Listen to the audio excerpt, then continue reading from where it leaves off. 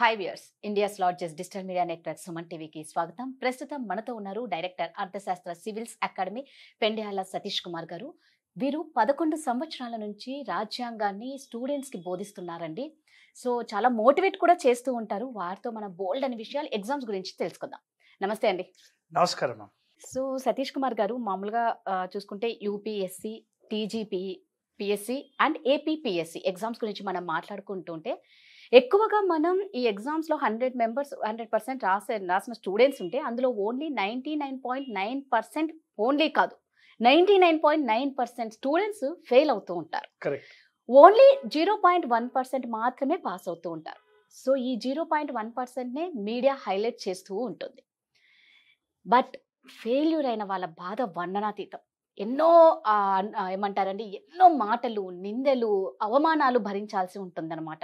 నీకేది చేత కాదు, నువ్వు ఓడిపోతున్నావు, వాళ్ళ కష్టం అనేది ఎవరికి కనిపించదు.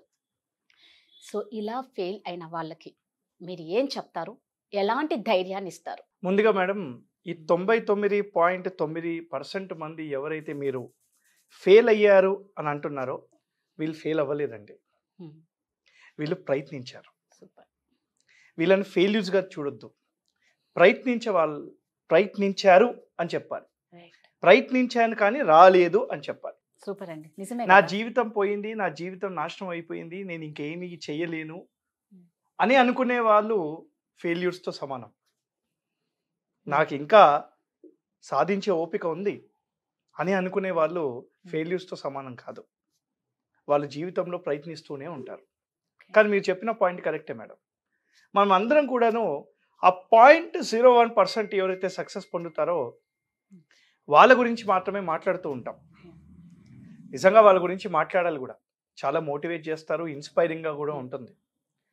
కానీ ఈ 99.9 మందిలో అందరూ కాదు, కానీ ఓ 20% అన్నా కూడా చాలా కష్టపడి ఇంటర్వ్యూ వరకు వెళ్ళి ఓడిపోయి వెనకాలకు వస్తారు. వీళ్ళు ఓడిపోయినట్టయితే కాదు మేడం, ప్రయత్నించినట్టు అని మనం సమాజంలో ఈ మెసేజ్ అయితే తీసుకెళ్ళాలి. రైట్ అండి, నిజమే. కానీ మీరు అన్నారు కదా, నేను ఓడిపోయాను, నేను చేతగాని వాని కాదు అని, నీకేం చేతనవుతుంది అని సమాజం అంటూ ఉంటుంది అని అన్నారు కదా. మిత్రులారా, ఎవరైతే మీకు నువ్వు ఏం సాధించావు, నువ్వు ఎందుకు పనికొస్తావు అని నిన్ను ప్రశ్నిస్తే ఈ సమాధానం చెప్పు. నాకు గెలిచే వరకు ఓపిక ఉంది అని చెప్పు. గెలిచే వరకు నిద్రపోను అని చెప్పు. అవకాశాలని సాధించుకుంటాను అని చెప్పు. ఓడిపోయిన దాని గురించి లేదా రాని దాని గురించి ఆలోచించను అని చెప్పు. ఏదైనా మిత్రుడు కానీ, నీ చుట్టూ ఉన్న వాళ్ళు కానీ నీ చెడు కోరితే వాళ్ళని పట్టించుకోను అని చెప్పు. ఒకే దాన్ని పట్టించుకుంటాను అని చెప్పు. అది లక్ష్యాన్ని మాత్రమే అని చెప్పు.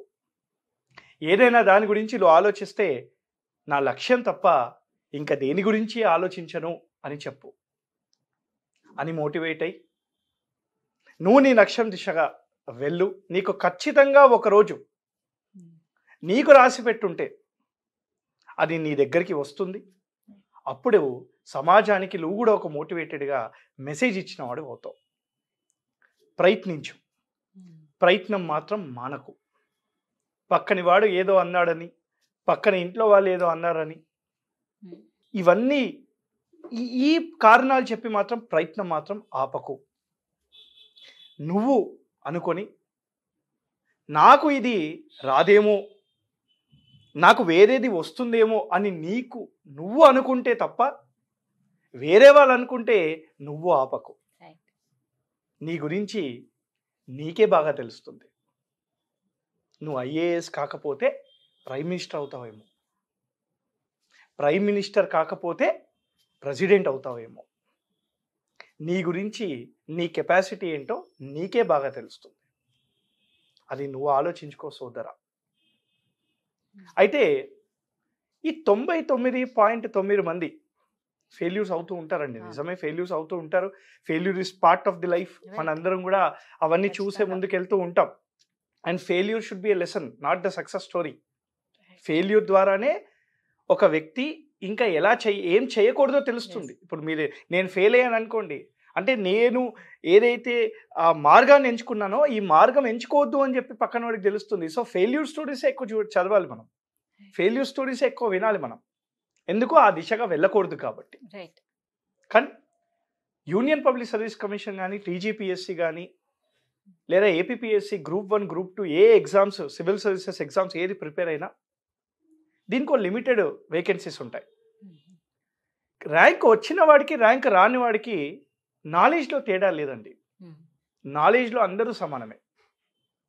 ఆ పర్టికులర్ టైంలో అతను కొంచెం యాక్టివ్గా ప్రజెంట్ చేశాడు, సైకలాజికల్గా ఫిట్గా ఉన్నాడు, బ్యూరోక్రటిక్ క్యారెక్టర్ డెవలప్ చేసుకున్నాడు, అందుకని అతనికి ర్యాంక్ వచ్చింది. నీలో ఆ లోపాలు ఉన్నాయి కాబట్టి ర్యాంక్ రాలేదు, అంతేగాని నాలెడ్జ్లో మాత్రం ఏ తేడా లేదు. మీకు యూపీఎస్సీ లేదా గ్రూప్ 1 గ్రూప్ 2 కాకపోతే అనేకమైన అవకాశాలు భారతదేశంలో ఉన్నాయి. చాలా అవకాశాలు భారతదేశంలో ఉన్నాయి.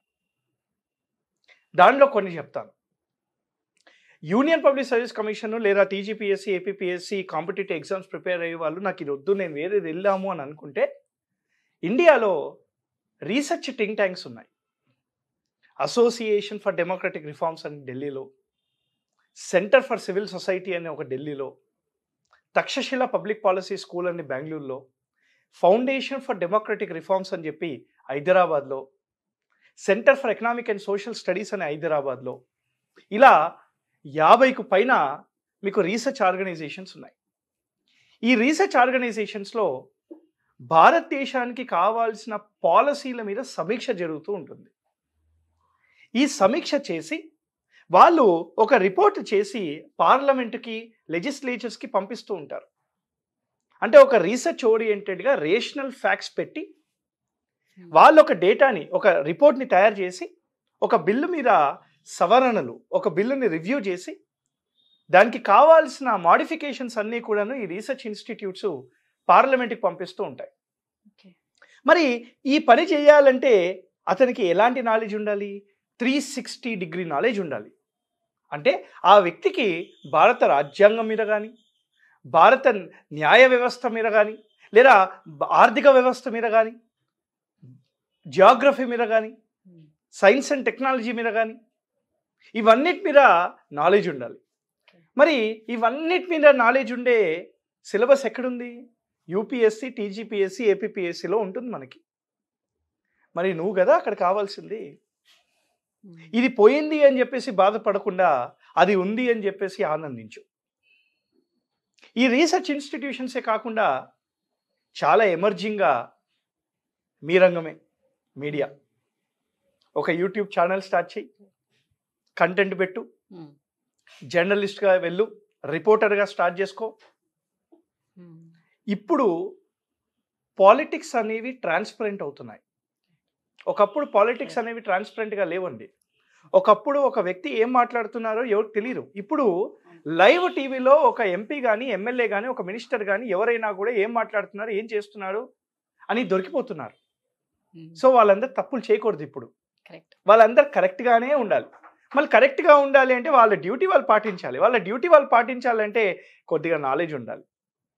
ఒక మినిస్టర్కి కానీ, ఒక ఎంపీకి కానీ, ఒక ఎమ్మెల్యేకి కానీ ఒక అంశం మీద నాలెడ్జ్ అనేది ఉండాలి. అందుకని ఇది ఎంపీలు, ఎమ్మెల్యేలు గ్రహిస్తున్నారు కూడా. అందుకే వాళ్ళకి పర్సనల్ రీసెర్చ్ కన్సల్టెన్సీని పెట్టుకుంటున్నారు వాళ్ళ కాన్స్టిట్యుయెన్సీ మేనేజ్ చేయడానికి. వాళ్ళు లెజిస్లేచర్లో వాళ్ళకి ఏమైనా క్వశ్చన్స్ అడగడానికి, డేటాని కలెక్ట్ చేయడానికి. ఒక మీ ఎమ్మెల్యే దగ్గరికి వెళ్ళు, సార్ నేను ఇవన్నిట్లో నాకు కొంచెం నాలెడ్జ్ ఉంది, మీరు మీడియా ముందు మాట్లాడుతూ ఉంటే నేను డేటా ఇస్తాను, మీరు మాట్లాడండి ధైర్యంగా, ఇది మీ నెక్స్ట్ గెలుపుకి తోడ్పడుతుంది అని చెప్పి మీరు ఒక ప్రజాప్రతినిధి ద్వారా మంచి చేయిస్తున్నారు. అక్కడ కెరియర్ ఉంది, మీడియాలో కెరియర్ ఉంది, రీసెర్చ్గా కెరియర్ ఉంది. రీసెర్చే కాకుండా రిపోర్టింగ్ మీడియానే కాకుండా థింక్ ట్యాంక్సే కాకుండా ఇంకా చాలా కూడా అవకాశాలు అనేవి ఉన్నాయి. ఈ మధ్య ఈ 10 years ఏవైతే ఉన్నాయో దీన్ని స్టార్టప్ డికేడ్ అని అంటాం. ఇండియాలో ఇప్పుడు ఏ స్టార్టప్ పట్టుకున్నా బంగారమే. అవకాశం ఉందా, వ్యాక్యూమ్ ఉందా, స్టార్టప్ చేయొచ్చు. స్టార్టప్కి గవర్నమెంట్ అవకాశం సబ్సిడీస్ కూడా ఇస్తుంది. లోన్స్ కూడా ప్రొవైడ్ చేస్తుంది.